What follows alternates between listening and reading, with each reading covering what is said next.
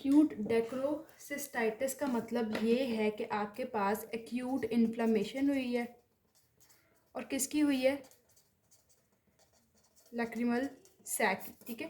जो डेक्रोसिस्टाइटिस है इसमें हमें याद रखना है कि आपके पास इन्फ्लेमेशन होती है लैक्रिमल सैक की। इसके कॉज क्या हैं, एक्यूट है, एक्यूट में मैंने हमेशा कहा था कि पेशेंट को कोई ना कोई बैक्टीरियल या वायरल इन्फेक्शन होता है। पहले तो हमने बात की कि एक्यूट डेक्रोसिस्टाइटिस हमने नेज़ोलैक्रिमल डक्ट ऑब्स्ट्रक्शन में भी किया है कि उसकी वजह से भी हमें एक्यूट या क्रॉनिक हो सकता है। तो नेज़ोलैक्रिमल डक्ट ऑब्स्ट्रक्शन होगी, उसकी वजह से होगा, पहली बात, ठीक हो गया। सेकंड, आपके पास बैक्टीरियल इन्फेक्शन है, ठीक है। एक्यूट है तो हमेशा बैक्टीरिया वायरसेस आते ही आते हैं। कौन कौन से बैक्टीरिया इन्वॉल्व हो रहे हैं आपने ये देखना है। स्टेफाइलोकोकस, स्ट्रेप्टोकोकस, न्यूमोकोकस, ठीक है। अब पेशेंट कैसे प्रेजेंट करेगा, क्योंकि ये एक्यूट है तो पेन तो बहुत ज़्यादा होगी, बहुत ज़्यादा पेन होगी, वेरी पेनफुल। फिर आपको रेडनेस होगी पेशेंट को, ठीक है। अब देखो हमारे पास नेज़ोलैक्रिमल डक्ट मीडियल साइड पे होता है ना, ये नाक अगर पेशेंट कहते हैं मीडियल साइड पे नेज़ोलैक्रिमल डक्ट होती है ऐसे, ये जो भी सिस्ट है, तो आपके पास रेडनेस और आपके पास जो है ना एक स्वेलिंग होएगी मीडियल कैंथस पे। मीडियल कैंथस मतलब मीडियल साइड ऑफ द आई या मीडियल एंगल। तो प्लस क्या है, पेशेंट कैसे प्रेजेंट कर रहा है, पेनफुल एक रेडनेस है, स्वेलिंग है आपके पास मीडियल कैंथस ऑफ आई में, पहली बात।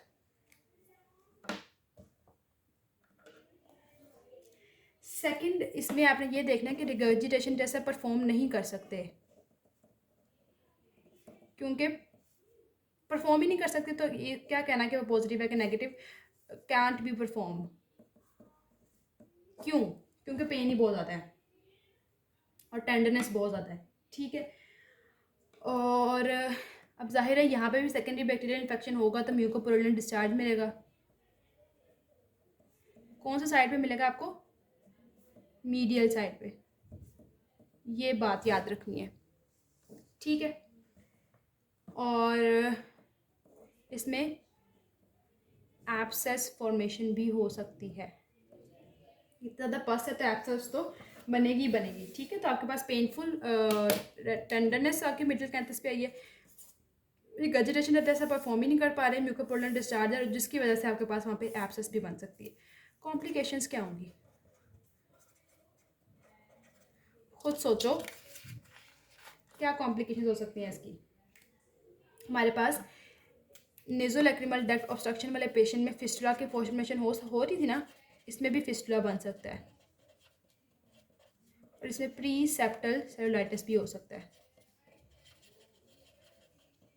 ठीक है। तो प्री सेप्टल सेलुलाइटिस जब आप पढ़ोगे तो आपने याद रखना है, सिर्फ ये नहीं याद रखना इसमें ये हो रहा है, ये भी याद रखना है। देखो अब आपके पास प्री सेप्टल सेलुलाइटिस भी एक आपके पास टॉपिक है, तो अब ने याद रखना है कि प्री सेप्टल सेलुलाइटिस क्यों हो जाता है, एक्यूट डेक्रोसिस्टाइटिस की वजह से हो जाता है, ठीक हो गया। ट्रीटमेंट क्या होगी इस पेशेंट की, कैसे ट्रीट करेंगे हम, बैक्टीरियल इन्फेक्शन है, एंटीबायोटिक्स देंगे, राइट, एंटीबायोटिक्स तो देनी है, हम सिस्टेमिक दें, टॉपिकल दें, कुछ भी दे सकते हैं। सेकंड, पेन है पेशेंट को, एनाल्जेसिक्स, इतनी ज़्यादा टेंडरनेस है तो एंटी इन्फ्लेमेटरी ड्रग्स देंगे,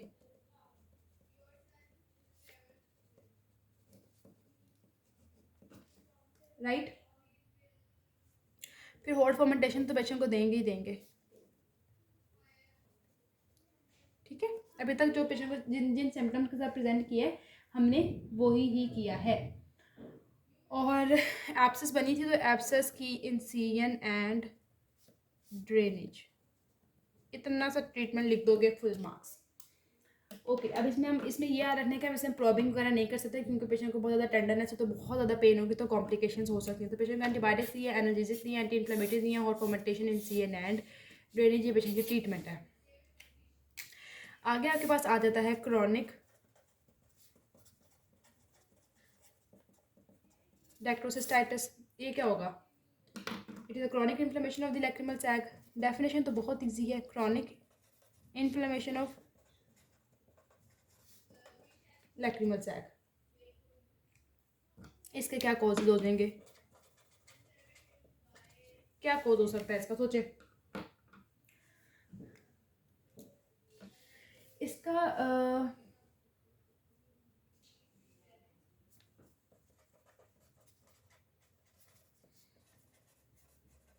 इम्पेयर्ड आउटफ्लो है टीयर्स का। देखो ये आपके पास सैक है, लैक्रिमल सैक है। अब लैक्रिमल सैक से टीयर आगे नहीं जाएंगे तो आपके पास क्या होगा, आउटफ्लो इम्पेयर्ड हो गया है, ठीक है। आउटफ्लो प्रॉपर इम्पेयर्ड नहीं है तो लैक्रिमल सैक के अंदर रहेगा आपके पास टीयर्स, मतलब स्टेसिस होगी टीयर्स की। तो स्टेसिस ऑफ टीयर्स की वजह से वहाँ पे इन्फेक्शन हो जाएगा, ठीक है। तो इम्पेयर्ड आउटफ्लो है जिसकी वजह से स्टेसिस होगी आपके पास टीयर्स की। जब टीयर्स की स्टेसिस होगी सेकेंडरी इन्फेक्शन हो जाएगा, तो उसकी आसान सी एटियोलॉजी है, राइट। अब ये क्रॉनिक है तो इतनी पेन होगी पेशेंट को, नहीं होगी। अच्छा ये मोर कॉमन है, ये याद रखना, मोर कॉमन देन एक्यूट, ये चीज़ याद रखनी है आपने, ठीक है। एक्यूट में तो सिर्फ आपके पास पेनफुल थी, टेंडरनेस थी और म्यूकोपुरुलेंट डिस्चार्ज आ रहा था। इसमें ना म्यूकोपुरुलेंट की जगह कांस्टेंट वाटरिंग है आएगी। तो कांस्टेंट वाटरिंग को हम क्या कहते हैं, एपिफोरा ही कहते हैं, ठीक है।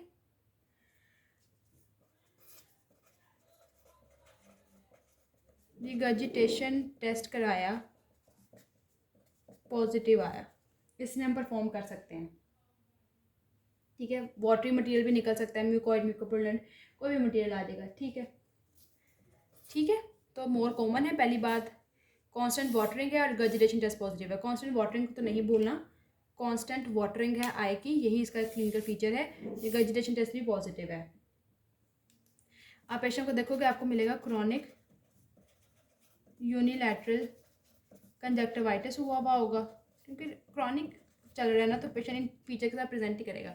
यूनिलैटरल कंजक्टिवाइटिस भी है पेशेंट को, प्लस पेशेंट की म्यूकोसील भी बन सकती है अगर ज़्यादा देर के लिए वहाँ पे सैक जो है वो डायलेटेड वगैरह रह रहा है, स्टेसिस हुई भी है। तो मोर कॉमन है watering, constant watering, regurgitation test भी पॉजिटिव है, पेशेंट प्रेजेंट करेगा क्रॉनिक यूनिलैटरल कंजक्टिवाइटिस के साथ, प्लस पेशेंट को म्यूकोसील भी हुई भी है। अच्छा ये चीज़ें हो गई हैं आपके पास। इसकी क्या कॉम्प्लिकेशंस हो सकती हैं, कॉम्प्लिकेशंस उसकी नहीं है, इसकी डायरेक्ट उन्होंने इसकी ट्रीटमेंट ही बताई। कॉम्प्लिकेशंस एज सच नहीं है, कॉम्प्लिकेशंस हमने एक्यूट की पढ़ी थी, प्री सेप्टिसाइटिस और एपिस्टुला की फॉर्मेशन, ठीक है। अब इसको आपने ट्रीट करना है। ट्रीट करने के लिए only option is DCR, dacryocystorhinostomy. Okay अब इसकी डेक्रोसिस्टोल एनोस्टमी की 2 टाइप्स हैं। इसकी टाइप्स क्या हैं, एक एक्सटर्नल होती है और एक एंडो लेज़र होती है, बस आपको ये याद होना चाहिए, ठीक है। तो ये आपका हो गया क्रॉनिक डेक्रोसिसाइटिस भी कंप्लीट। अब आपके पास इस चैप्टर का लास्ट टॉपिक है एपिफोरा। एपिफोरा क्या होता है,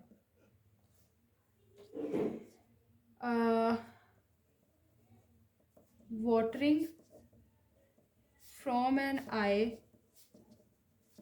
due to obstruction of drainage system। Drainage system में कोई ऑब्स्ट्रक्शन हुई जिसकी वजह से आपको देखो टीयर्स नॉर्मल प्रोड्यूस हो रहे हैं, आ रहे हैं नीचे। अब अगर ड्रेन नहीं हो रहे तो वो आंखों में रहेंगे तो फिर वो बाहर की तरफ आएंगे, तो उसको हम कहते हैं epiphora. Constant watering of an eye because of obstruction to the drainage of tears, ठीक है। अब इसकी कॉजेज, पहले इसकी टाइप्स करनी है हमने, ठीक है, और फिर इसके हम कॉजेज करेंगे।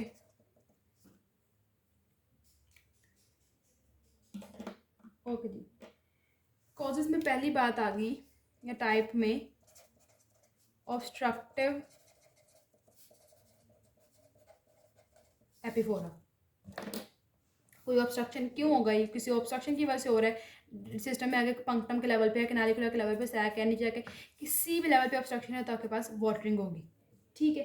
अभी ऑब्स्ट्रक्शन क्यों हो सकती है, ऑब्स्ट्रक्शन की रीजंस क्या हैं, ठीक है।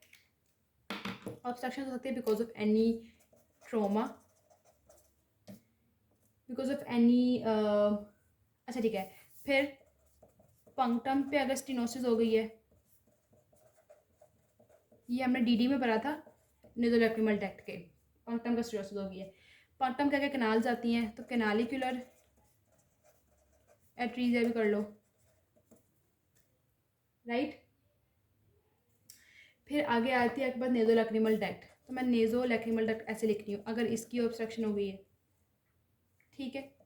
डेक्रोसिस्टाइटिस था क्रॉनिक, स्पेशली उसमें भी ये हो रहा था, ठीक है। या आपके पास साइनस का डिजीज़ अगर हो गया है, उसमें भी हो रहा है। तो देखो आपके पास सिंपल एक आपके पास लाइन वाइज चलो ना, पंक्टम का एट्रीजिया, कैनालिकुलर स्टेनोसिस है, नेज़ोलैक्रिमल डक्ट की कोई मसला हो गया, कोई ट्रॉमा हो गया, कोई ट्यूमर हो गया, ठीक है। नेज़ोलैक्रिमल डक्ट की भी बात होगी, डेक्रोसिस्टाइटिस की भी बात होगी और साइनस डिजीज़ की भी बात होगी, ठीक है। ओके, साइनसिस की भी बात कर ली, उसके अलावा हमने बात की है नेज़ल पॉलिप्स। देखो नेज़ल पॉलिप्स अगर होंगे, आपके पास पता है इन्फीरियर मीएटस में आपके पास जो है वो नेज़ोलैक्रिमल डक्ट ओपन होती है, पॉलिप्स है अगर वो उस ओपनिंग को ही ऑब्स्ट्रक्ट कर दें, तो फिर आपके पास तभी ही काम होगा, आपके पास एपिफोरा हो जाएगा, ठीक है। और साइनसिस का भी यही है कि जब साइनसिस हो जाता है तो तभी आपके पास ऑब्स्ट्रक्शन हो जाती है, ठीक हो गया। ये इसका पहला टाइप था ऑब्स्ट्रक्टिव एपिफोरा, और ये सारे उसकी रीजंस मैंने आपको बताई हैं कि ट्रॉमा हो गया, पंक्चर, सारे बहुत कॉमन है। सेकेंड आपके पास जो है ना वो आता है आपके पास लैक्रिमल पंप फेलियर,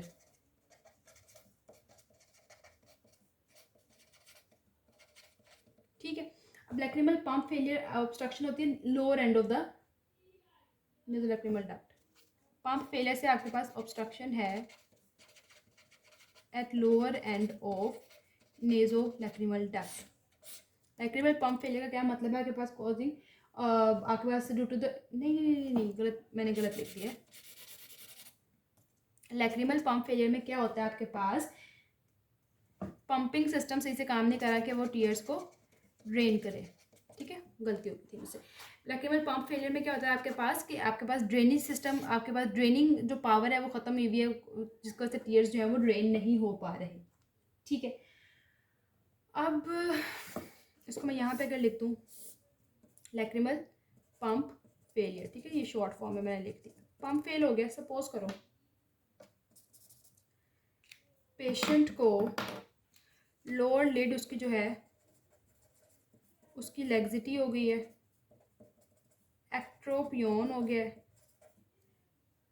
ठीक है।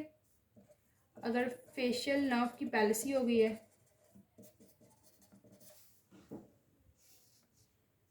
ठीक है। लोअर लिड बहुत, देखो अगर ये लोअर लिड ये बाहर की तरफ आएगा तो लिड वो टीयर्स भी तो बाहर ही आएंगे ना, आगे कैसे जाएंगे। अगर एक्ट्रोपियन है वो भी यही बात है। अब फेशियल नर्व की पैरालिसिस और ऑर्बिकुलर ओकुलर मसल सही से काम नहीं करेगा, फिर भी यही काम होगा पेशेंट के साथ, या कोई सेकेंडरी इन्फेक्शन कर लो आप, ठीक है, ये बात होगी। इसको हमें डायग्नोस कैसे करना है, डायग्नोस करने के लिए ना आपके पास दो तरीके हैं। इसकी जो आपने डायग्नोसिस करनी है ना, इसके आपके पास टू वेज हैं डायग्नोस करने के, राइट। पहली बात है कि आपने उस बंदे की क्लिनिकल एग्जामिनेशन करनी है, उससे भी डायग्नोस हो जाएगा आपके पास, ठीक है। इसके कोई दो तीन पॉइंट्स हैं। सेकंड, जो आपके पास लैक्रिमल सिस्टम है उसकी पेटेंसी टेस्ट करनी है आपने, ठीक है। लैक्रिमल सिस्टम की आपने पेटेंसी टेस्ट करनी होती है। अब आपने जो क्लिनिकल एग्जामिनेशन में हमने बात की कि ये जो आपका लोअर लिड की लैक्सिटी की वजह से सब कुछ हो रहा था, तो सबसे पहले आपने आईलिड्स को चेक करना है, आईलिड की पोजीशनिंग ठीक है, कहीं लैक्स तो नहीं है, कहीं एक्ट्रोपियन तो नहीं है। ऑर्बिकुलर ओक्यूलाई मसल का फंक्शन चेक करना है, ये देखने के लिए कि फेशियल नर्व की कोई तो नहीं मसला, ऑर्बिकुलरिस ओक्यूलाई मसल का फंक्शन आपने चेक कर लेना है। तीसरी चीज़ आपने रिगर्जिटेशन टेस्ट परफॉर्म करवा कर देख लेनी है कि कोई आगे की तरफ ऑब्स्ट्रक्शन तो नहीं है, ठीक है। तो आपके पास एपिफोरा दो टाइप्स का था ना, एक ऑब्स्ट्रक्टिव था, तो ऑब्स्ट्रक्टिव को रूल आउट करने के लिए आपने रिगर्जिटेशन टेस्ट करवा लिए। सेकंड आपके पास लैक्रिमल पंप फेलियर था, तो उसके लिए आपने आईलिड की पोजीशनिंग और ऑर्बिकुलर ओकुलर मसल को चेक कर लिया, ठीक हो गया। तो वो आपने उसकी सारी चेक कर ली कि कौन से टाइप का इसको एपिफोरिया है। फिर आपने लैक्रिमल सिस्टम के लिए पेटेंसी टेस्ट करवा लेने होते हैं। अभी पेटेंसी टेस्ट आपके पास ना 4 टाइप्स के होते हैं, ओके। डायग्नोस्टिक, यहीं पर लिख देती हूँ, उसकी पोटेंसी चेक करने के लिए देखें कोई ऑब्स्ट्रक्शन नहीं है तो आप उसकी प्रॉबिंग कर लो और इरिगेशन कर लो, diagnostic probing and irrigation. Okay, तो पहला तो आपके पास है डायग्नोस्टिक प्रॉबिंग एंड इरिगेशन।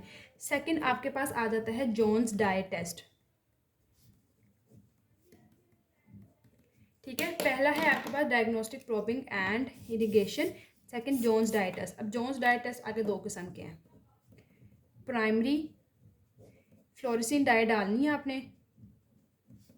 आई में और उसको नोज़ के थ्रू रिकवर करना है।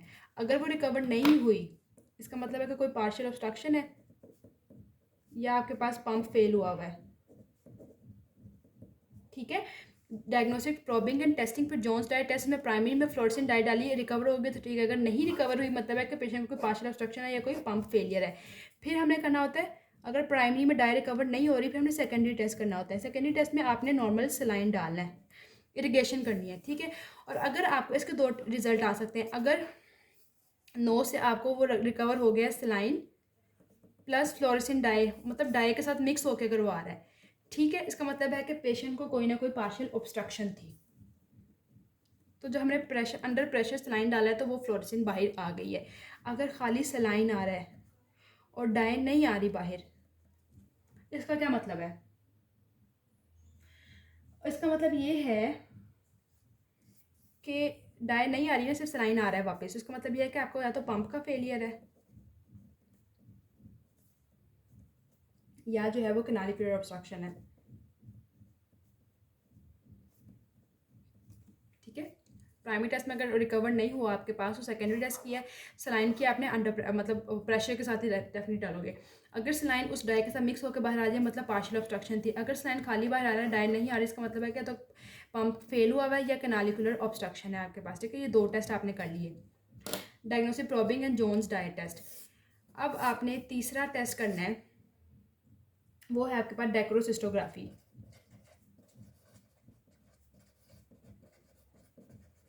डेक्रोसिस्टोग्राफी में आपने एक कॉन्ट्रास्ट मीडियम डालना है आई में। कॉन्ट्रास्ट मीडियम आप आई में इंजेक्ट करोगे और फिर आपने क्या करना है, कैनालिकुलर के थ्रू ना, कैनालिकुलर के थ्रू आपने क्या किया है, एक कॉन्ट्रास्ट मीडियम डाला है। अब इसके बाद आपने आई का क्या करना है, एक्सरे करवा लेना है।